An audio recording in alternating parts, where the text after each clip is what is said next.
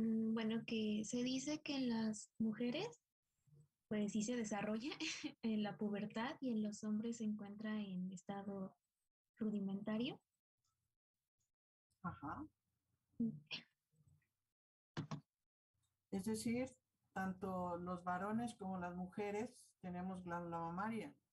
No es exclusivo de la mujer o del sexo femenino, sino que también está presente en el varón, excepto que en el varón tiene glándula mamaria, pero no se desarrolla.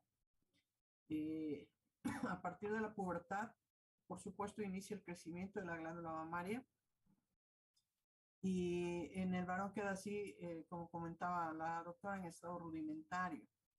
Pero por tener glándula mamaria, ellos también son susceptibles de presentar cáncer de mama, ¿eh? O sea, no es la excepción que los varones no tengan cáncer de mama, o sea, también pueden presentarlo, aunque por supuesto esto es rarísimo que ellos lo tengan. Sería como sacarse la lotería, ¿no? Como uno en cuántos millones de casos por mujeres, ¿no? Pero pues obviamente nadie quisiera que esto sucediera, ¿no? Pero dada la función de la glándula mamaria, que es que Segregar la leche. ¿ah? Ah, Está diseñada y adaptada para la lactancia. Entonces, dada esta función es que nosotros normalmente la vemos como parte del aparato genital femenino, ¿ok? Y además, pues la glándula mamaria está situada en dónde? la parte superior del tórax y adelante del pectoral. Bueno, anterior y superior. Está en el tórax, por delante de los músculos pectorales. Normalmente son dos glándulas, aunque puede haber más de dos, pueden haber varias glándulas chiquititas, sobre todo en dirección hacia lo que es la axila o el hueco axilar, y que se conocen como glándulas supernumerarias o puede haber ausencia de una de ellas, ¿no? Muy bien, ¿qué más puede aportar? Había leído yo, profesora, que el volumen varía según la raza y, bueno, el tipo de mujer también. Así que, Y el tipo de mujer, creo. Ajá. Ah, las costumbres, pues, de la mujer. este, sí, por supuesto hay varios factores que determinan el volumen de la glándula mamaria. Por supuesto tiene que ver la raza, sobre todo en raza negra. En la raza negra presentan un mayor volumen en glándula mamaria. Este, por supuesto tiene que ver también la genética, los genes que se traen con respecto al volumen. Este, También la complexión de la persona, porque a mayor tejido graso en el resto del cuerpo, pues también mayor volumen en la glándula mamaria, ¿no? Entonces, son muchos factores que intervienen ahí para el volumen, no hay algo específico determinado o un estándar, ¿no? Además, el crecimiento de la glándula mamaria, decíamos hace rato, se da en la pubertad y cuando se da en la pubertad, el crecimiento es a expensas de tejido adiposo, que normalmente en la mujer inicia la acumulación del tejido adiposo en las caderas y por supuesto también en la glándula mamaria. Entonces, inicia ese crecimiento a partir de la pubertad a expensas del tejido adiposo. Cuando la mujer se embaraza, también hay crecimiento de la glándula mamaria, pero en este caso el crecimiento se da a expensas del tejido glandular, porque tiene que haber una preparación para la lactancia precisamente, ¿no? Entonces, hay un crecimiento aquí importante, pero a expensas de tejido glandular, ¿no? Entonces, normalmente esta es la glándula mamaria con un volumen aquí promedio, que se caracteriza porque en el centro presenta una zona hiperpigmentada conocida como areola. Y en el centro de la areola vamos a encontrar una prominencia cónica conocida como pezón. ¿Okay? Ahora, a nivel de la areola vamos a encontrar, como se ve aquí en esta imagen, una gran cantidad de glándulas sebáceas. Normalmente estas glándulas sebáceas durante el embarazo se hipertrofian y forman lo que se conoce como, tiene por ahí un epónimo, son, me parece, tubérculos de Montgomery, algo así. Sí, de Morgani.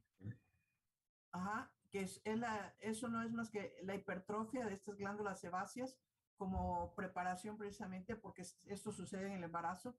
Entonces se da como preparación para la lactancia porque va a haber una mayor secreción que va a permitir la lubricación de esta zona para evitar que durante la lactancia haya la formación de grietas o incluso que haya procesos infecciosos ahí que se conoce como mastitis. Cuando esto se da, hay que suspender la lactancia, ¿no? Entonces, para evitar eso, bueno, aquí hay una hipertrofia de estas glándulas, hay una mayor secreción y por lo tanto una mayor lubricación de esta zona, ¿no? Normalmente, en donde se localiza la glándula mamaria, ya dijimos, en la región torácica, en el tórax, por delante de los músculos pectorales mayores. Pero ¿cuáles son los límites? Ay, perdón. Tiene un límite vertical y un límite horizontal. O sea, si me regreso aquí, tiene un límite horizontal, es decir, de dónde a dónde va la glándula mamaria y verticalmente de dónde a dónde va. ¿Por ahí leyeron cuáles son los límites? Decía que del borde del esternón, ¿no? Hacia la línea axilar. Del borde external. Acuérdense que aquí en medio está el esternón y los bordes laterales del esternón va a partir de ahí la glándula mamaria del borde lateral del esternón ¿hasta dónde llega? Decía, doctora. La línea axilar. Línea axilar media. En el hueco axilar hay 3 líneas. A ver si en la siguiente imagen, aquí. Bueno, esta es la axila. Vamos a recorrerlo un poquito para acá para que yo esquematice. Ese es el hueco de la axila. Entonces tenemos una línea axilar anterior, una línea axilar media y una línea axilar posterior. Entonces el límite de la glándula mamaria es hasta la línea axilar media. O sea, la glándula mamaria llega normalmente hasta acá y hay una prolongación de la glándula mamaria, decíamos hace ratito, hacia el hueco de la axila, que se conoce como cola axilar. Me parece que el epónimo es cola de Spencer, algo así. No sé si lo leyeron. Pero esta es la cola axilar, que es una prolongación de la glándula mamaria hacia el hueco de la axila. Normalmente cuando se hace la exploración mamaria hay que revisar también esta zona, la zona de la axila, no solamente por la presencia aquí de el tejido glandular, de la glándula, sino porque también aquí en la axila están el principal drenaje linfático de la glándula mamaria, que son los linfáticos axilares, ¿no? Entonces, que normalmente los linfáticos ayudan a determinar el estadio en el que se encuentran algunos tumores, ¿no? Cuando hay invasión al tejido linfático, a los vasos linfáticos, pues hablamos de un tumor más avanzado, ¿no? Y es importante aquí esta exploración. ¿Cuál es el límite vertical, doctora? ¿Quién estaba hablando? Diciéndome hace Yo. ratito. ¿Quién es yo? Bueno, ¿me permite ayudarle? ¿Ah? Es del segundo al sexto espacio intercostal, ¿no? Ajá, más o menos entre el segundo, me regreso aquí, entre el segundo y el sexto espacio intercostal. Esos son los límites que tiene la glándula mamaria y más o menos a nivel del cuarto espacio intercostal encontramos lo que es el pezón. ¿Ok? Entonces ya ubicamos aquí, normalmente la glándula mamaria está ubicada en el tórax por delante, decíamos, de los músculos pectorales mayores. Aquí es donde está ubicada, abarca en la parte inferior parte de lo que es el músculo serrato anterior. Pero la mayor referencia es el músculo pectoral mayor. Lo que sería la cara posterior de la glándula mamaria, que es la que está en contacto con el músculo pectoral mayor, Normalmente hay un espacio ahí entre lo que es la glándula y el músculo que se conoce como espacio retromamario. Un espacio así entre comillas, porque por supuesto es un espacio ocupado por tejido adiposo, ocupado por algunos ganglios linfáticos ahí que encontramos en esta zona. Y normalmente esta es la glándula mamaria. Decíamos el límite superior más o menos entre el segundo y el sexto espacio intercostal. A nivel del cuarto espacio intercostal localizamos el pezón. Tenemos en el centro la zona hiperpigmentada conocida como areola. Normalmente la areola durante el embarazo también sufre una mayor hiperpigmentación. Entonces, normalmente la coloración de la areola, por supuesto, depende de la coloración de la persona, pero normalmente es un color rosáceo. En una persona de tez blanca, una persona morena, bueno, es un color entre el rosáceo y un color así como el que se ve aquí, un cafecito claro. Pero cuando la mujer se embaraza, hay una hiperpigmentación de la areola y se ve mucho más oscura. Entonces, si usted hiciera una exploración de la paciente, sin preguntarle siquiera, con solo ver la glándula mamaria y ver la hiperpigmentación de la areola, usted puede decir, esta señora ya ha tenido hijos, ha estado embarazada, ¿no? Porque se hiperpigmenta la areola, se ve muy oscura, una coloración casi negra de la areola. Si es una persona de tez blanca, es una coloración rojo oscura, ¿no? Entonces aquí vemos la relación directa que tiene con el músculo pectoral mayor. Por delante de este músculo es que está ubicado y más o menos decíamos entre lo que es el segundo y sexto espacio intercostal, más o menos a nivel del cuarto espacio intercostal, es que refiere la mayoría de los autores la presencia de esta superficie cónica conocida como pezón. Que el pezón es importante porque en lo que es el vértice del pezón, aquí en esta zona, desembocan los conductos galactóforos o conductos lactíferos, como usted desee llamarle, ¿no? Que desembocan aquí y son los que permiten, por supuesto, la salida de la leche. Decíamos hace rato, puede haber un mayor número de glándulas mamarias, no solamente dos, o puede haber menos de dos. También puede haber ausencia de pezón, lo que se conoce como atelia, o puede haber un pezón retraído, que esté ahí, pero que esté muy retraído. Por supuesto, eso dificultaría lo que es la lactancia, como alguna de las variaciones que podemos encontrar a nivel de la glándula mamaria, ¿no? Entonces decíamos que entre lo que es el borde posterior de la glándula mamaria y el músculo pectoral mayor encontramos un pequeño espacio conocido como espacio retromamario, que decíamos un espacio así entre comillas, porque normalmente este espacio está ocupado por un poco de tejido adiposo y algunos ganglios linfáticos. ¿Ok?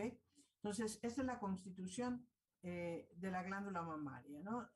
Normalmente debe de estar firme la glándula mamaria, aquí hacia arriba en la parte superior del espesor de lo que es el tejido adiposo hacia lo que es el músculo pectoral mayor, tiene un ligamento que ayuda a mantener fija o firme la glándula mamaria, que se conoce como ligamento suspensor de la mama. Me parece que el epónimo es ligamento de Cooper, si mal no recuerdo, pero el ligamento suspensor de la mama, ¿no? Que ayuda a darle ese sostén, que esté firme, levantada la glándula mamaria.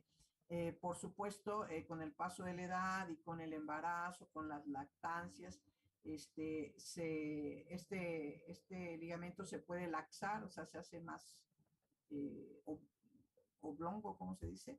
Y hay una caída de la glándula mamaria, ¿no? Que normalmente tiene una circunferencia muy bien marcada, pero puede haber una, con la caída de la glándula puede haber en forma pendular, dice, ¿no? Está la glándula mamaria.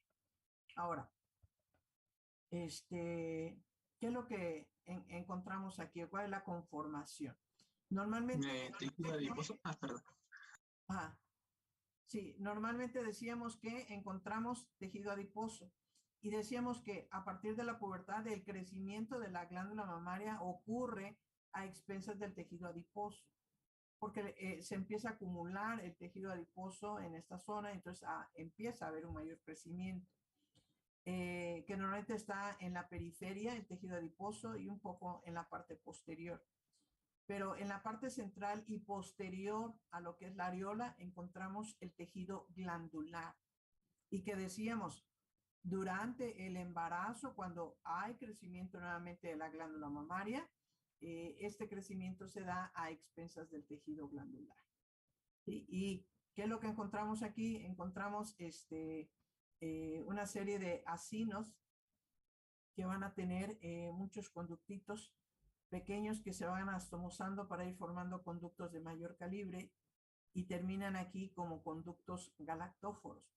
El conducto galactóforo, cada uno de estos conductos se dirige hacia el pezón porque decíamos aquí es donde finalmente desembocan. Ahí terminan, ahí abren y es lo que va a permitir la salida de la leche. Pero antes de que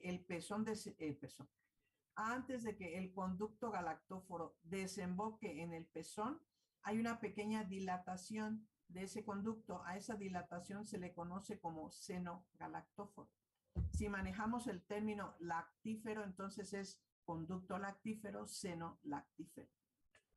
O conductos galactóforos y senos galactóforos, ¿no? Porque es los que van a permitir la salida de la leche. Permítanme tantito, voy a conectar mi laptop.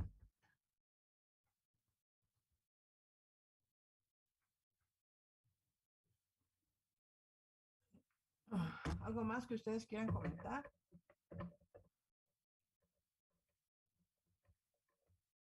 ¿Doctores qué más leyeron de glándula mamaria?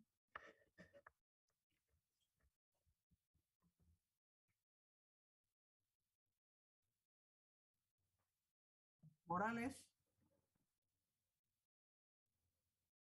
¿qué más nos puedes comentar? Bueno, este, que el pezón va a presentar muchas terminaciones nerviosas, por lo cual lo hace más sensible o más susceptible a cambios. ¿Va a ser más sensible qué? Lo hace más susceptible a cambios o a que se erecte, por así decirlo. Entonces, por ejemplo, el caso es cuando hace mucho frío, ¿no? Como los pezones se paran, por así decirlo. Se erectan. Ajá, efectivamente, aquí en esta zona del pezón vamos a encontrar músculo liso y vamos a encontrar fibras circulares.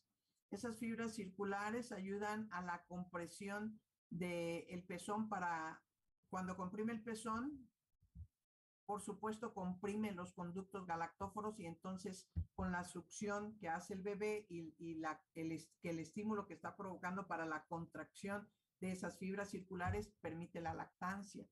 Además, la presencia de músculo liso longitudinal aquí hace precisamente, y por la presencia de muchas terminaciones nerviosas, sobre todo a nivel de pezón, hace que ante estímulos físicos se presente una erección del pezón, como mencionaba usted, por ejemplo, con el frío.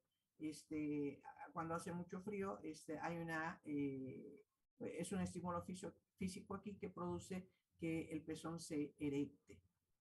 Es correcto, ¿no? Aquí por la presencia de fibras musculares lisas, parte de fibras elásticas también ahí, fibras circulares y longitudinales, mencionan las longitudinales, dicen, son las responsables de la erección del pezón ante un estímulo físico y las circulares son las responsables de la compresión de los conductos galactóforos y que entonces permite la salida de la leche, ¿no? Muy bien, ¿algo más que quieran agregar?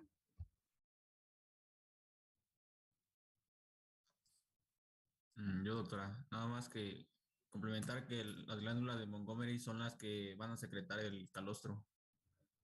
Ajá, también. Sí, al inicio de la lactancia no hay leche como tal, sino famoso calostro, ¿no? Pero que dice de todos modos hay que poner ahí al bebecito para que succione. Normalmente la succión del bebé estimula para que se dé la producción de la leche, que solamente debe de ocurrir, por supuesto, con la lactancia, ¿no? Aquí vemos en esta imagen lo que son las diferentes glándulas, en racimo, los acinos, que constituyen lo que es la porción glandular y los diferentes conductos que van saliendo de estas glándulas y que todos tienen una dirección hacia el pezón. Vemos aquí nuevamente esta dilatación. Estos son los senos galactóforos, que es la dilatación previa a la desembocadura de los conductos galactóforos a nivel del pezón. Aquí se ven muy bien esquematizadas las glándulas sebáceas que estábamos mencionando, ¿no? Muy bien. ¿Alguna otra cosa, doctores? Profesora, y una cosa nada más. También creo que es ay, ¿Es qué? la areola, la que llega a tener un diámetro de 2 a 3 centímetros, ¿no? Más o menos promedio, sí, es correcto. Y también agregar que hay entre 10 a 20 conductos por donde desembocan no, orificios por donde desembocan los conductos galactóforos, ¿no? Ajá. O sea, los orificios aquí a nivel del pezón es más o menos el promedio de estos conductos que son los que están desembocando aquí en el vértice del pezón. Ajá. Vemos cómo encontramos aquí el tejido adiposo, muy característico la presencia de este tejido adiposo. Encontramos, por supuesto, los acinos, los diferentes conductos y cómo se van dirigiendo hacia el pezón, esta dilatación que son los senos galactóforos o senos lactíferos, ¿no? Siempre por detrás de lo que es la areola, normalmente se encuentra el tejido glandular. Y a nivel del pezón, pues los conductos galactóforos que van a ayudar a la lactancia, ¿no? De ahí esta función importante de la glándula mamaria, ¿no? Muy bien, aquí pues nuevamente vemos, hay tejido adiposo inmerso entre el tejido glandular, también hay tejido adiposo, aquí en esta parte, ¿no? Aquí está en la periferia es donde abunda más el tejido adiposo. Normalmente en el centro, atrás de la areola, la presencia de el tejido glandular, los conductos, los senos y finalmente su apertura a nivel del pezón. El espacio retromamario a nivel de el borde posterior de la glándula y el músculo pectoral mayor. Aquí este pequeño espacio retromamario. Y siempre hay que hacer la exploración de toda la glándula mamaria. Yo espero que la sepa hacer y sobre todo hacer la autoexploración, doctoras. Es importante, sobre todo cuando se tiene antecedentes de cáncer de mama. Hay muchos factores de riesgo para el cáncer de mama que seguramente van a mencionar por ahí al rato. El no amamantar, a veces las mamás dicen, no, es que si amamanto se van a caer las glándulas mamarias, ¿no? Las mamas. Pero si usted no permite la lactancia, o sea, no amamanta al bebé, ese es un factor de riesgo para cáncer de mama. El solo hecho de ser mujer ya es un factor de riesgo para cáncer de mama, ¿no? Porque está desarrollada la glándula en la mujer. El factor genético es importante cuando se tiene antecedentes de mujeres en la familia que hayan tenido cáncer de mama, sobre todo si lo presentaron antes de los 30 años. Hay que hacer revisiones constantes. Hay que hacer la exploración mes con mes. Después del periodo menstrual se recomienda hacerlo para que se vaya conociendo la glándula mamaria. Cuando hay algo raro, usted inmediatamente lo va a notar. Cáncer de mama todavía es curable cuando se detecta a tiempo. El problema es que pues nos dejamos, no nos exploramos, no dejamos que pase el tiempo, ¿no? Entonces, normalmente cuando la paciente va con el médico es porque ya está esto muy avanzado, ¿no? Muy bien. Finalmente viene lo que es irrigación e inervación. Normalmente en primer semestre es cuando se diseca esta zona. Esto es aquí está ubicado lo que es el famoso plexo braquial, parte del plexo braquial. Parte del plexo braquial tiene ramitas nerviosas que van hacia la glándula mamaria, ¿no? El principal drenaje linfático es el axilar, en un 75% más o menos, entre el 70-80, varía dependiendo del autor, pero el principal drenaje va hacia aquí, hasta los ganglios linfáticos axilares. Entonces, ¿qué arterias irrigan la glándula mamaria? La torácica interna. Torácica interna, Ah, conocida lateral. anteriormente como mamaria. Ajá, ¿qué más, Ángel? La torácica lateral también. Ajá, échale. ¿Cuál, Ah, cuál? las intercostales también. Obviamente, ¿no? ¿Cuáles? ¿Cuáles intercostales? La segunda, la ¿Cuántas quinta. arterias intercostales son? 12. 12, pues claro, ¿no? Y de esas 12, ¿cuáles son las que irrigan? Ángel, ¿qué ibas a comentar? De la segunda a la quinta. De la segunda a la quinta arteria intercostal son las que se encargan de darle irrigación a la glándula mamaria. Muy bien, ¿no? Entonces, bueno, aquí tenemos parte del drenaje linfático, ¿ven? El principal es aquí a nivel axilar, pero por supuesto también hay otros ganglios linfáticos, ¿no? Vean, aquí, estas cadenas ganglionares. No vimos ganglios linfáticos en el cadáver, pero en el cadáver se ven así como se ve aquí, como está esquematizado aquí, como unas bolitas negras. Esas bolitas son los linfáticos. Entonces teníamos aquí la irrigación por las arterias torácicas medial y lateral o interna y lateral, por las arterias intercostales, particularmente de la segunda a la quinta, y la arteria toracoacromial irriga lo que es el cuadrante superoexterno de la mama. O sea, está la glándula mamaria, o sea, el círculo lo dividimos en cuadrantes. Tenemos 2 cuadrantes superiores, 2 inferiores, 2 cuadrantes laterales y 2 cuadrantes mediales. Aquí, por ejemplo, esta es la glándula mamaria, dividimos aquí una línea en el centro y otra línea, una vertical y una transversal. Y entonces nos quedan 4 cuadrantes, ¿sí? A ver, déjenme.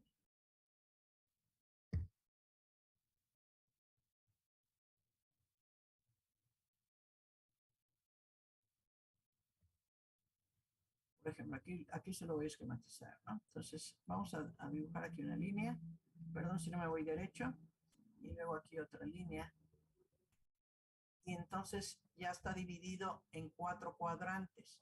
Tenemos un cuadrante superoexterno, le llaman, que también sería llamado superolateral, un cuadrante superointerno, un cuadrante inferointerno y un cuadrante, dígame, Inferoexterno. Inferoexterno. externo. Entonces decíamos, son 4 cuadrantes. 2 superiores, 2 inferiores, 2 laterales o externos y 2 internos o mediales. Este cuadrante superoexterno, hay autores que dicen que en esta zona es donde con mayor frecuencia se asienta los tumores malignos de la mama. Este cuadrante superoexterno es el que está particularmente irrigado por la arteria toracoacromial que estábamos mencionando hace rato. ¿Sí? Entonces, el cuadrante superoexterno lo irriga la arteria toracoacromial. ¿Sí? Vamos a borrar aquí para que esto se quite. Ok. Muy bien. Entonces, esto lo que irriga es el cuadrante superoexterno de la glándula mamaria. El drenaje venoso, por supuesto, está ahí incluida la vena axilar. Estas venas prácticamente son venas homónimas. Hay una red venosa subcutánea ahí muy importante. Y vean, mencionábamos que el 75% del drenaje linfático ocurre ¿en dónde? En los linfáticos axilares.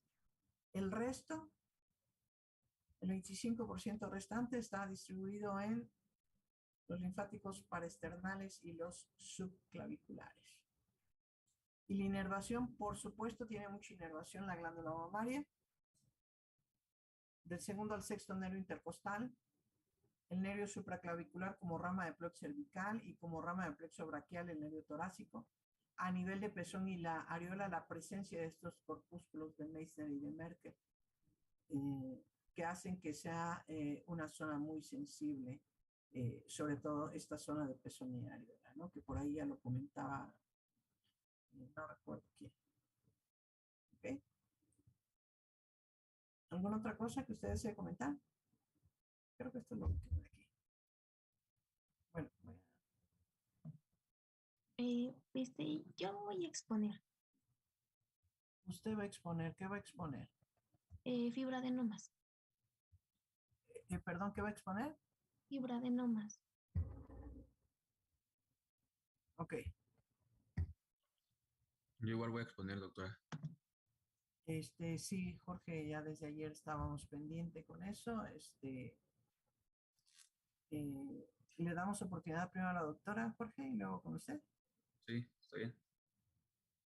Ok, entonces, Fragoso, ¿cómo estás? Te extrañé ayer. Sí, profesora, no pude asistir. Una disculpa. Ah, sí, supe, no hay problema. ¿Estás bien? Sí, todo bien. Ah, ok. Sí, gracias por preguntar. Ah, de todo me doy cuenta, no crean que no, ¿eh? O sea, me doy cuenta. Ayer me decía Morales, ¿qué de qué, no? Cuando él decía, ¿qué onda con usted ayer? Y dice, ah, sí, ya ayer tuve apagada mi cámara. Pues sí, no crea que no me doy cuenta, ¿eh? Trato de estar en todo, aunque no siempre lo demuestro. Pero qué bueno que están bien. Me dio mucho gusto verlos ayer, por cierto. Fue muy grato conocerlos personalmente. Muy diferente a vernos aquí en Zoom, ¿no? Pero está bien. Muy bien, entonces le damos el tiempo a la doctora Hernández Ochoa. Con razón estaba muy participativa la doctora.